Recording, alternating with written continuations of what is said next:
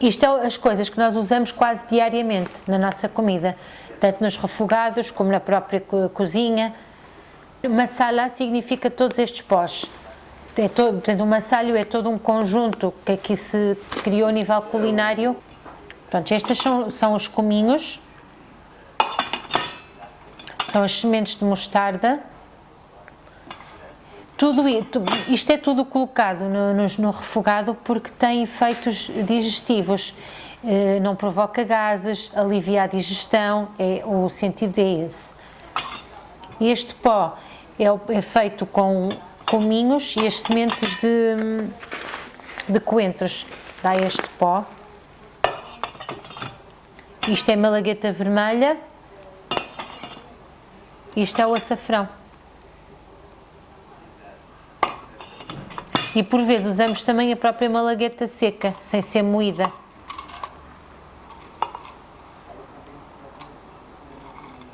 Também para dar sabor. E o sal.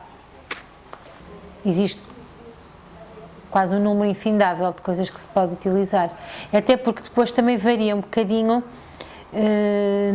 de casta para casta, porque dentro da própria cultura indiana, como existe o sistema de castas, que agora já está muito diluído, mas as próprias castas têm formas de cozinhar muito diferentes e as próprias especiarias às vezes acabam por enquadrar em determinadas castas e caracterizar determinadas castas em função da própria comida. A própria comida também é uma comida muito mais soft, muito pouco condimentada, não tão forte em termos de sabor, não tão intenso em termos de especiarias usadas, mesmo a nível diariamente nós não utilizamos assim, a nossa comida não é tão condimentada como em outras castas, até porque nós somos 100% vegetarianos e portanto a própria comida já não é tão cozinhada, não precisa de tanto condimento como uma carne ou um peixe.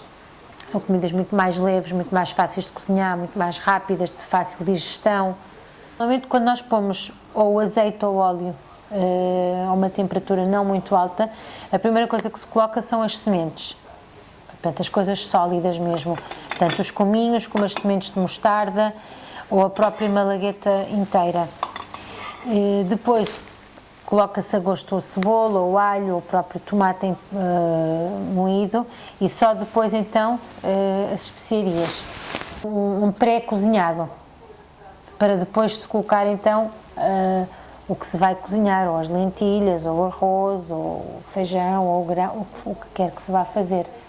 Mas isto são tudo sementes, leva linhaça, leva foncho, erva doce, sementes de sésamo, sementes de coentro.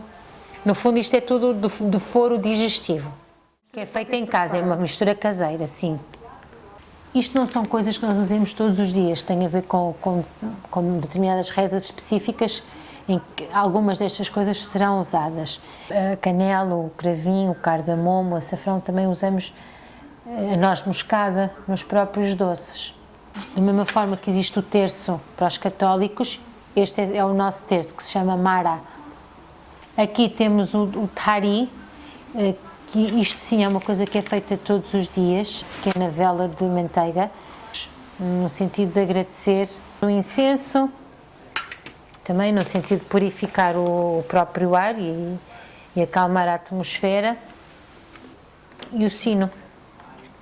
Normalmente toca-se o sino quando se entra num templo indiano para dizer aos deuses que nós estamos a chegar. O próprio som do sino, o embalo, é equiparado ao som Om, que é o som mais puro do universo.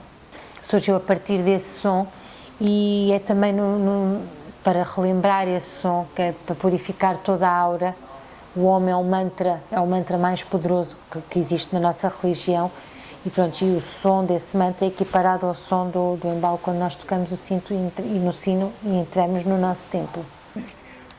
A nossa religião é politeísta, mas independentemente de qualquer cerimónia que tenha a ver com outro Deus, toda a cerimónia religiosa inicia-se sempre prestando o culto ao Ganesha. Existe uma ordem no fundo e o primeiro é sempre ele, filho do Shiva. Países praticamente, sim. grandes, grandes mesmo. Em Portugal até é considerada uma comunidade relativamente pequena, equiparando aos outros países.